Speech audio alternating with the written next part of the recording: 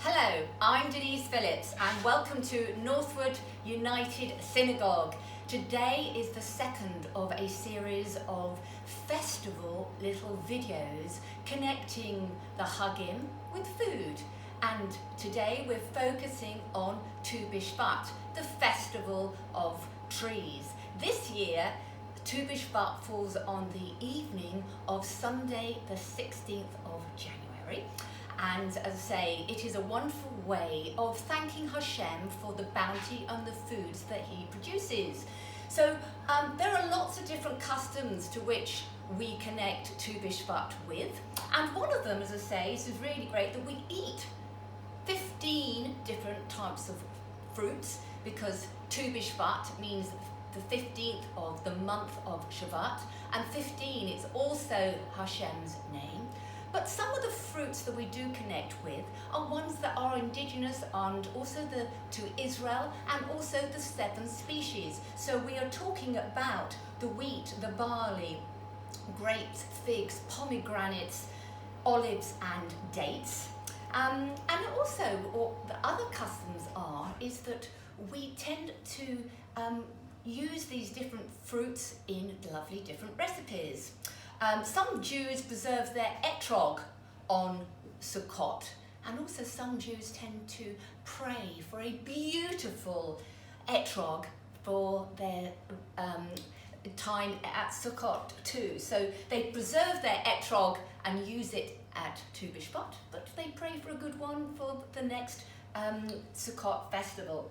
So another really wonderful recipe is that when you have a child, if you have a little boy, the lovely custom is that when the parents plant a tree in their honour. So if you have a little boy, people plant a cedar tree. And if you plant a cypress tree, is when you have a little girl. As the children grow, as the tree grows, which is a lovely custom, it sort of grows so that when they get married, their trees are cut and it is used for their chuppah. So the chuppah joins the two together, and it joins the bride and groom in their marriage. It's a really lovely, sweet thing to do. And also there is the Kabbalistic Rabbi Yitzhak Halori of Safed instituted a Tu B'Shvat Seder, and this is also very popular, and it's been revived, and it is practiced by many Jews, religious and secular. And in essence, what it's really about is that we enjoy the 4 seasons with a different cup of wine. So we enjoy white wine for winter, that's pure white wine, and connect it with the fruits of the winter. And for the second cup, it's either rosé or it's white wine with a dash of red, and this is significant of spring. And the third cup of wine, which is mainly red and a little bit of white, and that's significant of summer. And finally, it's just red wine for the month of autumn. And we connect also all the produce of that. It's a lovely, lovely ceremony, and I know many synagogues enjoy this and partake, getting people together to enjoy the fruits of the season. And as I said, it's just a wonderful way to thank Hashem for the bounty of all the fruits of each season. So today is, I say, connecting with a recipe, something fruity, something delicious, and certainly easy. It is in fact vegan, happens to be vegan for veganuary, but that's the way it is. And I've done a recipe that can be made in 2 ways. So the first one I'm going to show you, it's using the same ingredients. These are actually sort of date balls, sort of energy balls. You can use these, enjoy with a cup of coffee, as a snack inside your lunchbox, or a little treat after dinner. So we're going to be making those, and I will also show you how to make this tartlet. Again, it's made, so if you look carefully, the base is made with the same ingredients, and I've then put some non-dairy yogurt on top and just put some grapes on that. Simple, easy and delicious. And more than anything, you can make this in advance, and these you can certainly freeze.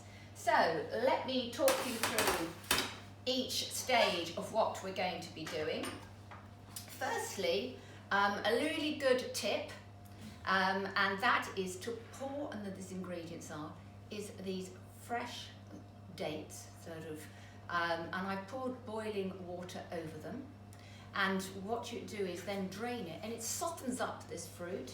And I've done the same with, and I've got apricots here, dried apricots, cranberries and sultanas. So getting the ingredients together, the dates, the dried fruits, pour some water, boiling water over it, drain it and set aside. So that is exactly what I'm going to do. Set aside the dried fruits. Now we're going to make the combination so that the little balls stick together. Now I am using honey, but to make it vegan you can use agar nectar, or you can use maple syrup. So a little bit of honey here in the pot.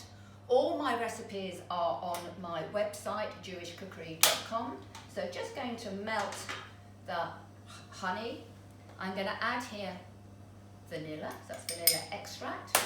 And this is nut butter, and I'll talk to you about them. This is actually almond, and I'm using the crunchy nut butter, which I rather like.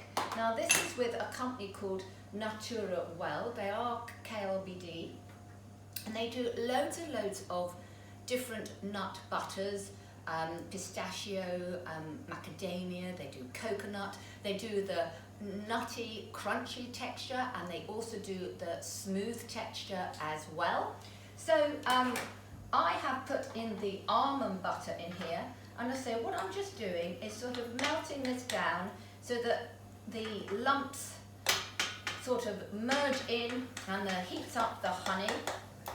I'm going to bring this to the screen so you can see what I've done. So just melting it down a little bit. It only takes a few minutes. Already it's beginning to boil.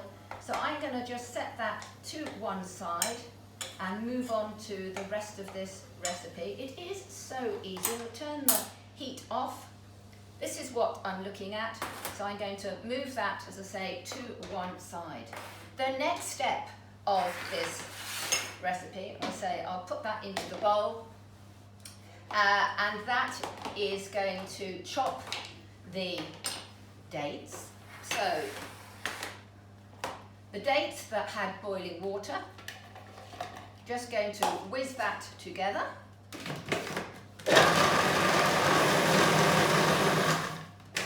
Okay, so that's what we have here, sort of just finely chopped dates, and they go to like a paste. And this is because they have been soaked in boiling water, makes it a lot easier to combine. So I'm going to remove those chopped up dates and put those into, the bowl. So I'm finished with that. So we're now going to add the other ingredients, and I've got here some oats. So in they go, some oats. The dried fruits, the cranberries, the apricots, the sultanas, mixing those all in together. So rather nice. And my nut butter and honey and a little bit of vanilla. And we're just going to mix that all together. Nothing difficult, so mixing that all together. The apricots have been chopped as well. Now I'm just going to add a few more ingredients here. So, alright, so the ingredients are, and these are roasted almonds. Natura Well also do almonds, and they have been roasted. And the best way to roast these nuts is to put them in the oven at 200. And don't forget to put a timer on, and put it on for about 5 to 10 minutes. And then they just brings out the flavour. This is really worth doing. You may think, oh, why am I doing that? But it just gives it a lovely flavour. So this is really the ingredients. The last ingredient here is the pumpkin seeds. So adding the pumpkin seeds, And all I'm going to now do is mix this all together. And then you need to put this either in the fridge or the freezer to just firm up a little bit. I'm going to just do one now, just to show you. It's so easy to do. Take a little bit of your mixture, roll it in your hands. It is a tad wet, but I say, as the oats soak up the moisture, it dries it out and they set. And these are the little balls, and just coat it in a little bit of desiccated coconut. And here's the some I've made earlier. How simple is that? So really very simple. I'll just quickly recap on that recipe. So what I did was I chopped up the dates, which had been soaked in boiling water, added the dried fruits, the cranberries, the apricots and sultanas, added those all up together. In a separate pot in here, I melted the honey and some nut butter and a little bit of vanilla extract, stirred in some pumpkin seeds and mixed it all together, made a little ball, and that is my delicious, easy fruit and nut balls. So let me just talk you through stage 2 of the same ingredient. Now, obviously, I've got a lot of mixture here. What you can do is very carefully, and this is a loose base tray, all right?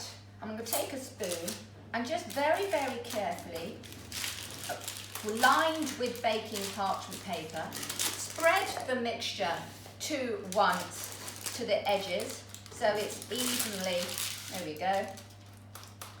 And using, say, the same mixture, put this in the oven, 200 degrees centigrade, 400 degrees Fahrenheit, gas mark 6, for about 15 minutes. And what happens is it will then bake, so it hardens, and it produces the most amazing pastry. So it is a nut pastry that's vegan, as I say, if you're using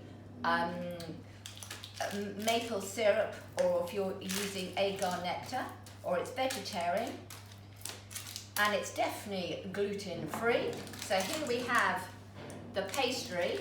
Let me show you. When it's baked, it comes out lovely and hard.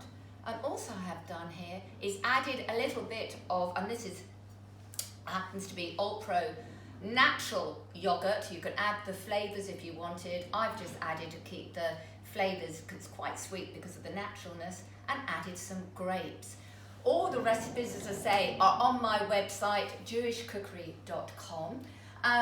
Thank you very much for listening to me. I'd like to leave you with a proverb from Proverbs itself, chapter 3, verse 18. The Torah is a tree of life. To those who grasp her, and whoever holds on to her is happy. So I wish you a very, very happy Tu B'Shvat. And I look forward to seeing you next time. And the next time we'll be doing a Purim recipe. Thank you very much. Chag Sameach.